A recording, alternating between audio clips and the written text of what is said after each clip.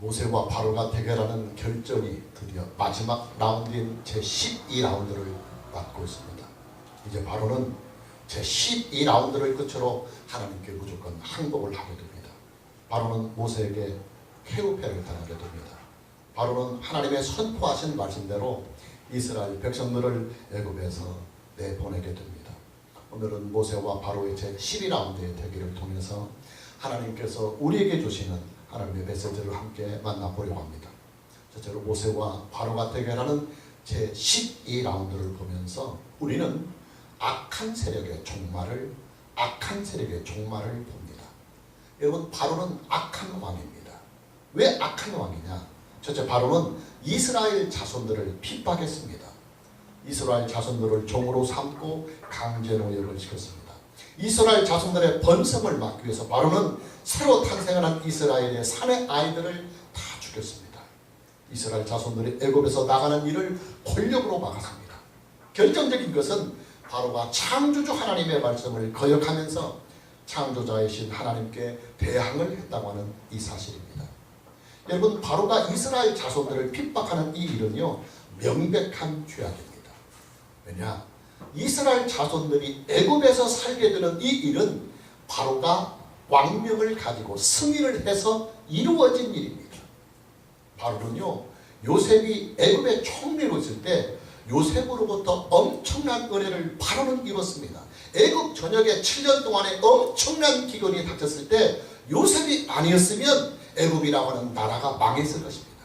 모든 식물들과 짐승들이 다 죽고 백성들도 다 죽고 말았을 것입니다. 바로의 왕권도 몰락을 하고 말았을 것입니다. 그러나 이스라엘의 제11번째 아들인 요셉이 애굽의 총리로 있으면서 이 모든 국가적인 위기들을 다 헤쳐나가게 했습니다. 특히 요셉은 애굽 전역의 모든 땅들을 백성들에게 다 사서 바로에게 주었습니다. 바로가 가지고 있는 모든 권력의 기반은 요셉이 다 만들어준 것입니다. 요셉 시대의 바로는 요셉에게 은혜를 갚기 위해서 이스라엘 자손들이 애굽에서 와서 평안히 살 수 있도록 왕명을 내려서 특별한 조치를 내렸습니다. 애굽 땅에서 가장 기름진 땅인 나암셋을 이스라엘 자손들에게 주었습니다. 이스라엘 자손들의 안전을 보장하고 평화를 보장하고 신앙을 보장하면서 왕명으로 그곳에서 편안히 살 수 있도록 해주었습니다. 여러분, 왕의 외교적인 약속은요, 개인적인 약속이 아니라 나라를 대표하는 약속입니다. 왕의 외교적인 약속은요, 후대의 왕들도 잘 지켜가야 합니다. 그것이 국가 간의 질서요, 국가 간의 윤리입니다. 근데 지금 모세 시대에 와서 바로는 요셉 시대의 바로가 이스라엘 자손들에게 약속해준 그 모든 외교적인 약속들을 다 짓밟아 버렸습니다. 요셉이 바로와 애굽에게 입힌 그 많은 은혜들을 오히려 원수로 갖고 있는 것입니다. 여러분, 이스라엘 자손들은 바로의 노예가 아닙니다. 바로의 백성도 아닙니다. 바로에게 있어서 이스라엘 자손들은요, 특별한 손님들입니다. 은혜를 크게 입은 사람의 가족들입니다. 바로는 이스라엘 자손들을 종으로 삼을 수 있는 권한이 없습니다. 이스라엘 자손들을 죽이고 부려먹을 수 있는 권한이 바로에게는 없습니다. 여러분, 그렇잖아요. 요셉 시대에 애굽의 왕이었던 바로는요, 그 엄청난 7년의 배 흉년으로부터 바로를 구했습니다.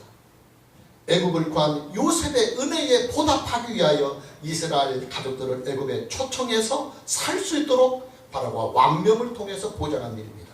그런데 지금에 와서 왕이 바뀌어졌다고 해서 일방적으로 이스라엘 자손들을 핍박하고 이스라엘 자손들을 노예로 삼아서 강제 노역을 시키고 이스라엘 자손들의 번성을 막기 위해서 사내 아이들까지 죽이면서 애굽에서 나가지 못하도록 막는 이 일은요, 바로의 명백한 죄악입니다. 바로의 명백한 패악입니다. 이뿐만이 아닙니다. 바로는 자기의 권력을 믿고 하나님께 대항을 했습니다.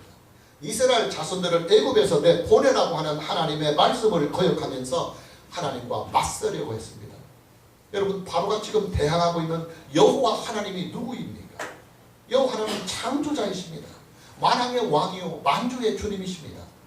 권력의 서열로 따진다고 한다면 바로의 권력은요, 하나님 발밑도 따라올 수 없습니다. 그런데 바로가 자신의 그 하찮은 권력을 믿고 하나님을 거역하며 하나님께 대항을 하고 있습니다. 바로는 지금 창조의 질서를 깨뜨리는 폐악을 저지르고 있는 것입니다. 인간의 질서를 깨뜨리는 불의를 저지르고 있는 것입니다.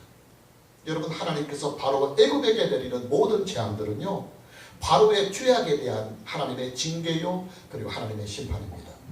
이스라엘 자손들을 죽이고 핍박하고 노예로 부려먹는 그 폐악질에 대한 하나님의 징계요, 그리고 하나님의 심판입니다. 동시에 창조주 하나님께 대한 그 폐악질에 대한 하나님의 징계요, 하나님의 심판이 애굽과 바로에게 내리는 재앙으로 역사하고 있는 것입니다.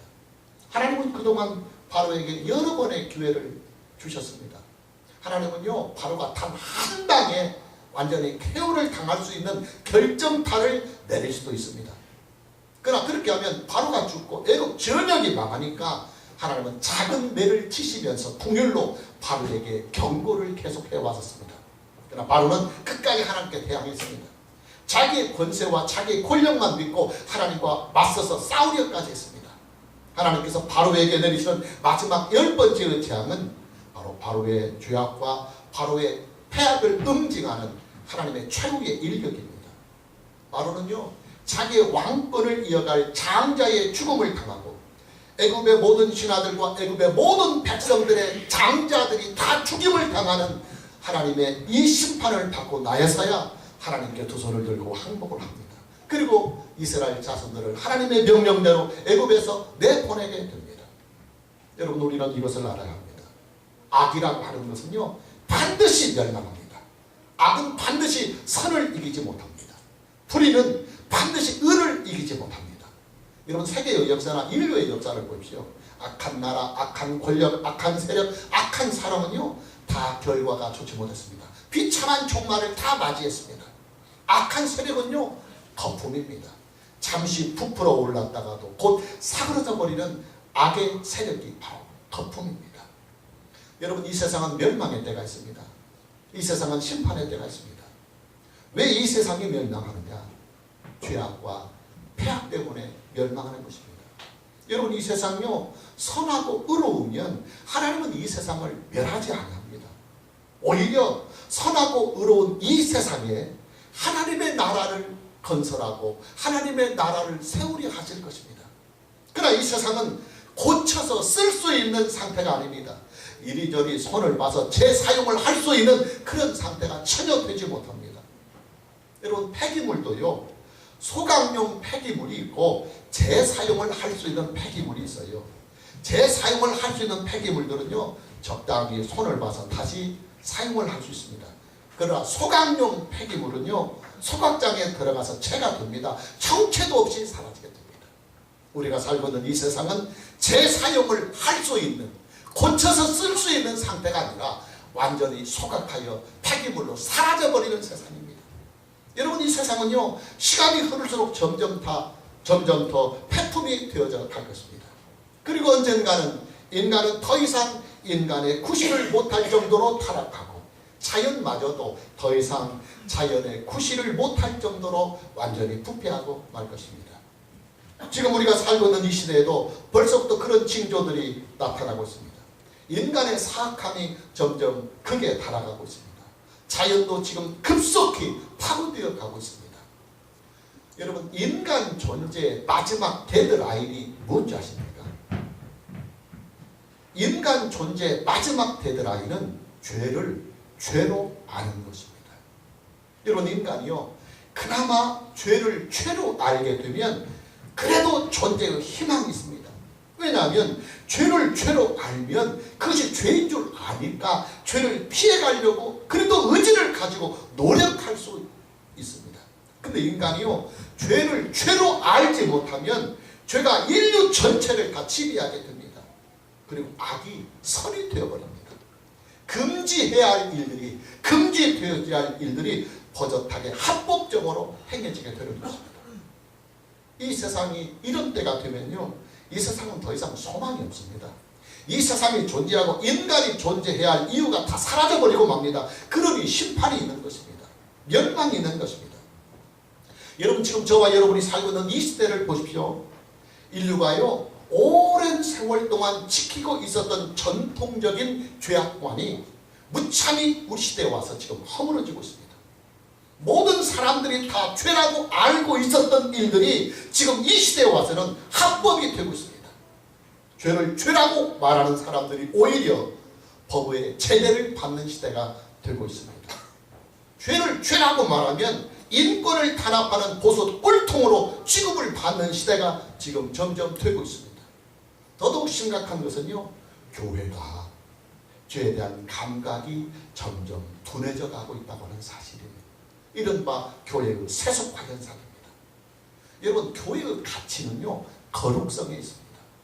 교회는 세상과는 분리되고 세상과는 구별이 되는 거룩함에 교회의 영광이 있고 교회의 가치가 있고 교회의 능력이 있는 것입니다. 그런데 교회가 세상을 따라가 버리면요, 더 이상 교회가 존재할 가치가 사라져 버립니다. 소금이 짠맛을 잃어버리면 버려지는 것입니다. 아무짝에도 쓸모없는 소각용 쓰레기가 되어버리는 것입니다. 요즘의 교회들은 서서히 짠맛을 잃어가고 있습니다. 선진국들의 교회나 우리 한국의 교회는 예전에 짠맛을 거의 잃어가고 있습니다. 아니, 지금은 짠맛을 싫어하고 있습니다. 배가 부르니까 이제는 세상 속에서 편안히 안주하고 싶은 것입니다. 오히려 요즘 시대는요, 어려운 나라의 지하 교회들이 더 신앙이 좋아지고 있어요. 공산주의나 이슬람권의 나라에서 생명을 내걸고 신앙생활을 하고 있는 지하교회 교인들이 지하교회가 더 불타고 있어요. 죽으면 죽으리라고 하는 순교의 신앙으로 짠맛을 내려고 그들이 오히려 몸부림치고 있습니다. 여러분, 우리는요, 모세와 바로의 제12라운드의 대결을 통해서 기회의 끝을 볼 줄 알아야 합니다. 이 세상이 하나님께 돌아올 수 있는 기회는요, 끝이 있어요. 한 인간이 하나님께 돌아올 수 있는 기회는 끝이 있습니다. 기회라고 하는 것은요, 무한적으로 주어지는 것이 아닙니다. 한시적으로 주어지는 것이기 때문에 기회라고 하는 것입니다. 그래서 기회를 영어로 찬스라고 하는 것입니다. 감사하게도 지금 저와 여러분은 기회의 시대에 살고 있습니다. 지금 우리는 은혜를 받을 수 있는 기회가 있습니다. 구원을 받을 수 있는 기회의 시대에 살고 있습니다. 그리고 하나님께로 돌아갈 수 있는 기회가 열려져 있고 예수 그리스도를 믿을 수 있는 기회가 활짝 열려져 있습니다. 오늘 저와 여러분 모두에게 하나님께서 우리에게 주신 이 소중한 기회의 때를 잘 믿음으로 부여잡을 수 있는 은혜가 있기를 주님의 이름으로 축복합니다. 모세와 바로의 제12라운드를 보면 하나님께서 바로의 애굽을 심판하시기 이전에 이스라엘 자손들에게는요, 그 심판의 자리에서 구원함을 받을 수 있는 구원의 길을 미리 마련해 주고 계십니다. 아주 중요한 내용입니다. 그 구원의 길이 뭐냐면 6월절 어린 양을 잡아서 이스라엘 자손들이 살고 있는 집 출입구에 어린 양의 피를 바르게 하는 것입니다. 모세는 이스라엘 장로들을 불렀습니다. 그래서 하나님께서 이스라엘 자손들에게 주신 구원의 길을 일일이 전달해 줍니다.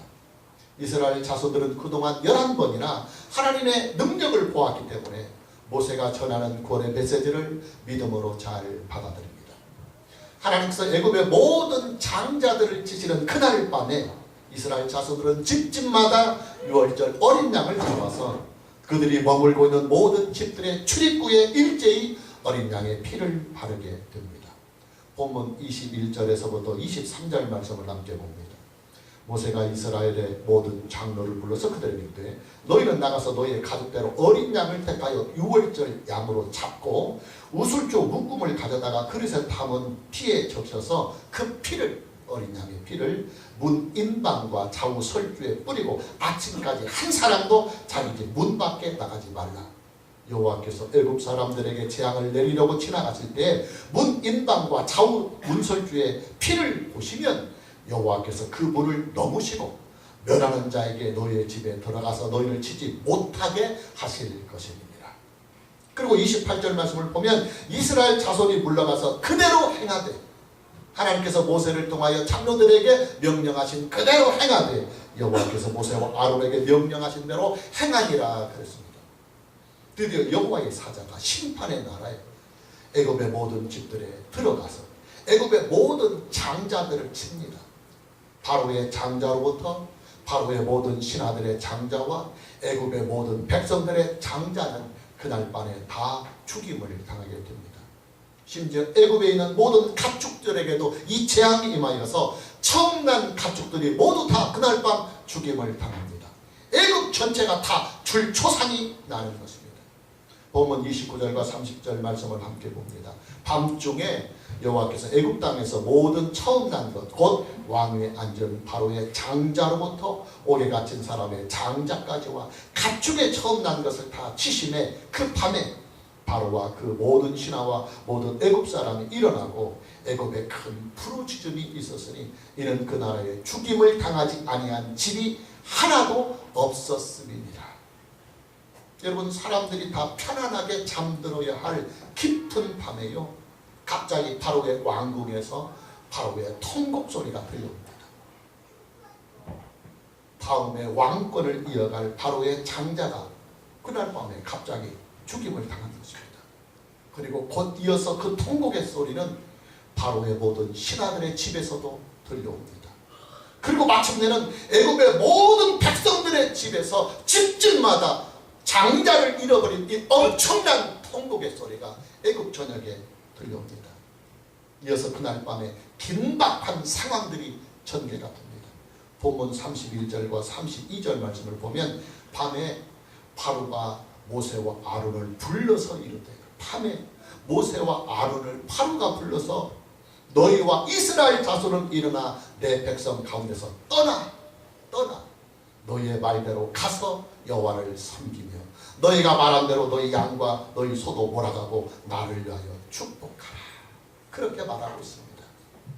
바로는 급히 모세와 아론을 부릅니다. 바로는 모세와 아론에게 지금 당장 더 이상 짓지하지 말고 이스라엘 자손들을 데리고 애굽에서 나가라고 말합니다. 이스라엘 자손들의 가축들도 다 가져가라고 말합니다. 다 가져가라. 다 보내줄 테니까 제발 나를 위하여 하나님께 축복해 달라고 사정까지 하고 있습니다. 모세와 바로의 대결은 드디어 그 끝을 맞고 있는 것입니다. 다시 보면 33절 말씀을 봅니다. 애굽 사람들은 말하기를 우리가 다 죽은 자가 되도다 하고 그 백성을 채축하여 그 땅에서 속히 내보내려 함으로 그랬습니다. 그날 밤에 애굽 백성들에게도 큰 소요 사태가 벌어집니다.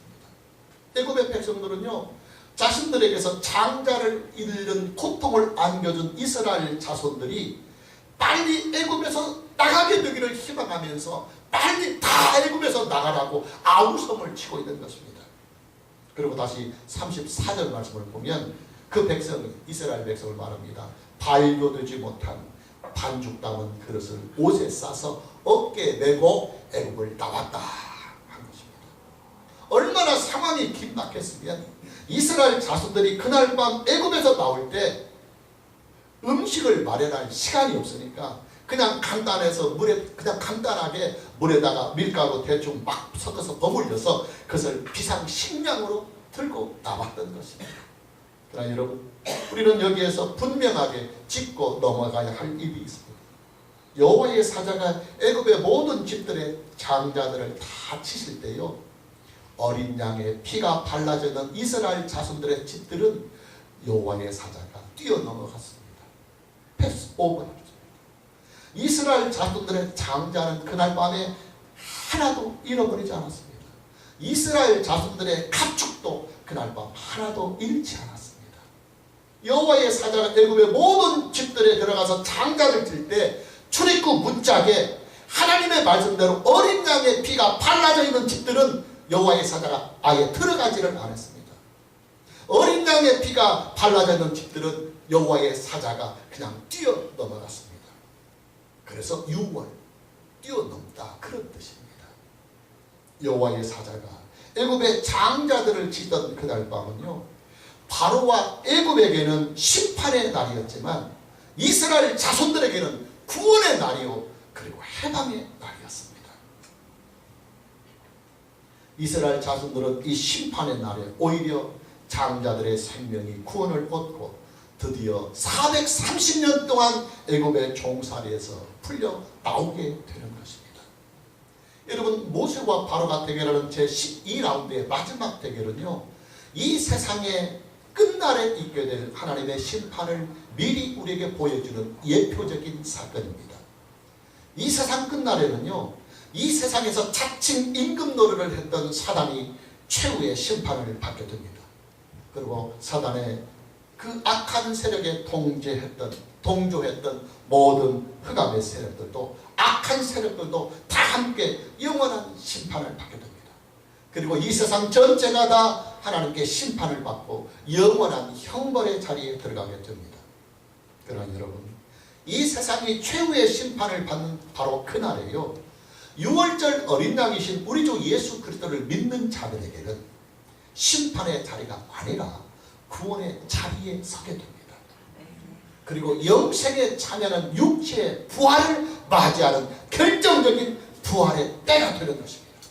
그리고 그 부활의 몸으로 천국에 들어가서 하나님 우리 아버지께서 만들어주신 영원한 하나님의 나라에서 영생 복락을 누리며 살게 되는 새로운 시대가 활짝 열려지게 되는 것입니다. 여러분, 이 세상의 마지막 때가 되면은요, 이 세상은 아주 뚜렷하게 명암이 엇갈리게 되어 있습니다. 어떤 명암이냐면 구원과 심판의 명암이 엇갈립니다. 기쁨과 고통의 명암이 엇갈립니다. 의의 부활과 심판의 부활의 명암이 엇갈립니다. 그리고 천국과 지옥의 명암이 엇갈립니다. 승자와 패자의 분명한 명암이 바로 심판의 날에 서로 있게 되는 것입니다. 중요한 것은 이 모든 명암의 차이가 무엇으로부터 오느냐 하는 사실입니다. 예, 6월절 어린 양이신 우리 주 예수 그리스도의 피, 예수 그리스도의 피로부터 나옵니다. 오직 우리 주 예수 그리스도의 구속의 은혜로부터 이 모든 일들이 분명하게 갈라지게 되는 것입니다.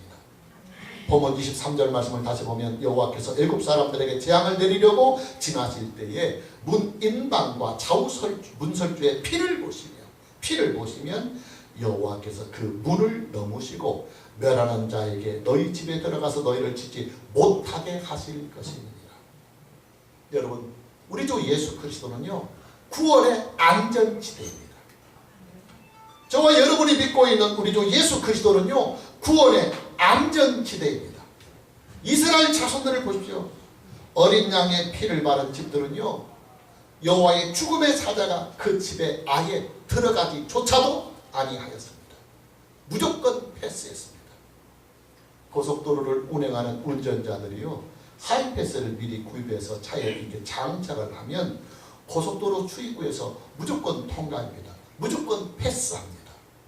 저와 여러분이요, 우리 주 예수 그리스도를 믿으면 하나님의 심판의 날에 무사 통과합니다. 무조건 패스합니다. 왜냐하면 예수 그리스도가 흘리신 그 피에는 우리의 죄를 구속하는 능력이 있기 때문입니다. 예수 그리스도의 죽음과 예수 그리스도의 부활에는 죄인을 구원하는 능력이 있기 때문에 예수 그리스도를 믿는 자에게는 심판의 날에 구원함이 있게 되는 것입니다. 여러분, 이스라엘 자손들은요, 그들의 행위대로 구원을 얻은 것이 아닙니다. 그들의 노력이나 그들의 공로로 구원을 받은 것이 아닙니다.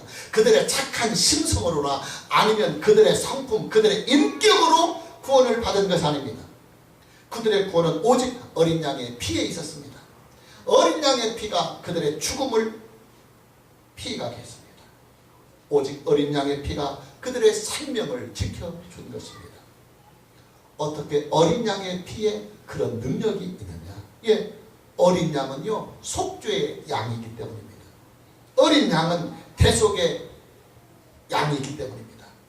내가 죽어야 할 그 자리에 어린 양이 대신 죽고 내가 흘려야 할 피를 어린 양이 대신 흘려 주었기 때문에 어린 양의 피에는 내 죄가 사함받고 내가 죄로부터 자유함을 얻는 구속의 능력이 있는 것입니다. 할렐루야. 그래요, 여러분, 저와 여러분이 6월절 어린 양이신 우리 주 예수 그리스도를 믿으면요, 예수 그리스도께서 우리를 대신하여 죽으신 그 속죄의 능력이 저와 여러분을 심판의 날에 구원하게 하십니다. 저와 여러분이요, 6월절 어린 양이신 우리 주 예수 그리스도를 믿으면 우리 죄를 대신하여 흘리신 예수 그리스도의 그 구속의 피가 우리의 죄를 대속하는 능력이 되어서 그 피가 심판의 날에 저와 여러분을 다 구원하게 만듭니다. 할렐루야. 아멘. 오직 예수 그리스도입니다. 아멘. 예수 그리스도만이 우리를 구원합니다. 예수 그리스도만이 우리의 죄를 구속합니다. 예수 그리스도만이 우리를 심판과 멸망의 자리에서 영생의 자리로 인도하시는 유일한 구원자가 되시는 것입니다. 아멘. 오늘 저와 여러분 모두에게 6월절 어린 양이신 우리 주 예수 그리스도를 진실하고 성실하게 믿는 은혜가 있기를 주님의 이름으로 축복합니다. 아멘. 자, 마무리합니다. 모세와 바로의 마지막 대결인 제12라운드에서는요, 바로가요 백기를 들고 모세에게 먼저 손을 내밉니다. 여러분, 지금까지요 모세와 바로의 모든 대결에서는 항상 모세가 먼저 바로를 찾아갔습니다. 그러나 마지막 제12라운드에서는 바로가 먼저 손을 내밉니다. 바로는 자기가 패자임을 인정합니다. 바로는 모세에게 아주 처절하게 패했습니다. 바로가 왜 좀 더 일찍 모세에게 하나님에게 손을 내밀지 못했을까 하는 안타까움이 있습니다. 그렇게까지 다 망가지지 않아도 되는데, 여러분, 이게 바로 인간의 어리석음입니다. 창조자이신 하나님을 부인하고 구원자이신 예수 그리스도를 배척하는 이 일은요, 이 세상에서 가장 어리석은 일임을 우리는 알아야 합니다. 오늘 저와 여러분 모두에게 남은 인생의 여정을 우리 주 예수 그리스도 안에서 하나님을 진실하고 성실하게 잘 믿는 은혜가 있기를 주님의 이름으로 축복합니다. 아멘. 할렐루야. 찬양합니다.